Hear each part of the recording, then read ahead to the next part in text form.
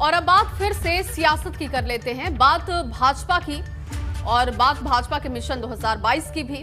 Bhajpa UP फतह करने के लिए प्लानिंग कर रही है, क्योंकि जहां अखिलेश गठबंधन कर रहे हैं, मायावती आरक्षित सीटों पर दांव खेल रही हैं। वहीं भाजपा ने यूपी में फिर से परचम लहराने के लिए एक फुल प्रूफ प्लान तैयार किया है, जिसको लेकर जमीन पर भाजपा के कई योद्धा दिन रात जुटे हुए हैं।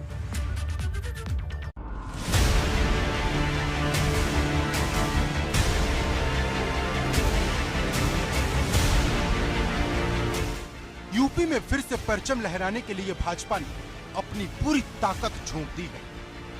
पार्टी की तैयारी एक बार फिर 2017 वाला करिश्मा दोहराने की है। हालांकि ये केवल जुबानी जमा खर्च नहीं है, बल्कि इसके लिए भाजपा ने कागजों पर अपनी फुल प्रूफ तैयारी भी की, क्योंकि उत्तर प्रदेश में 2022 के चुनाव के लिए चुनाव प्रबंधन से जुड़ी कुल 22 कमेटियां बनाई गई हैं। इनमें अगर प्रमुख कमेटियों की बात करें तो सदस्यता अभियान से जुड़ी कमेटी, बूथ प्रबंधन कमेटी, मतदाता सूची कमेटी, कार्यक्रम विभाग की कमेटी, एविएशन से जुड़ी कमेटी, अतिथि प्रोटोकॉल कमेटी, विधानसभा बैठक कमेटी समेत कई कमेटी शामिल है। हर एक कमेटी का एक प्रमुख बनाया गया है और उसके साथ 3 से 4 उसके सहयोगी बनाए गए हैं। इस तरह से इन 22 कमेटियों में कुल 100 सदस्यों को शामिल किया गया है, जो लगातार चुनावी रणनीति पर काम कर रहे हैं। वहीं काशी विश्वनाथ कॉरिडोर के लोकार्पण को भव्य आयोजन में तब्दील करने के लिए पूरी रूपरेखा भी तैयार की गई है। 13 दिसंबर को जहां पीएम मोदी इसे देश को समर्पित करेंगे, जबकि 15 दिसंबर को देश के सभी मेयर की मीटिंग भी वाराणसी में ही रखी गई है।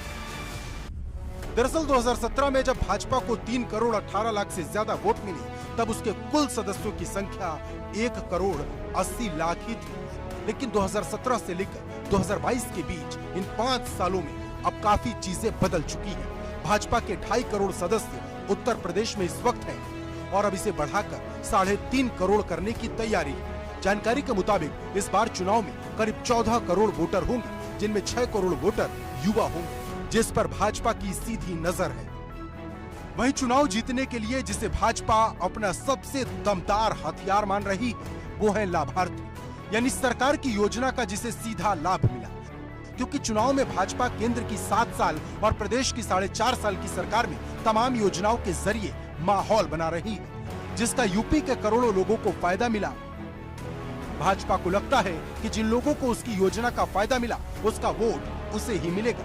मुख्यमंत्री योगी आदित्यनाथ भी कई बार मंच से ये कह चुके हैं कि हमें इन लाभार्थियों को ये बताना है कि किस तरह से सरकार ने उनकी मदद की है।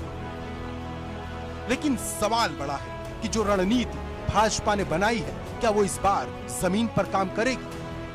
क्योंकि यूपी की राजनीति का ट्रेंड दूसरे राज्यों से अलग रहा है। यहाँ हर 5 साल में सत्ता बदल जाती है। अब चुनौती भाजपा और सीएम योगी के सामने है। लखनऊ से अनुभव शुक्ला, ABP गंगा।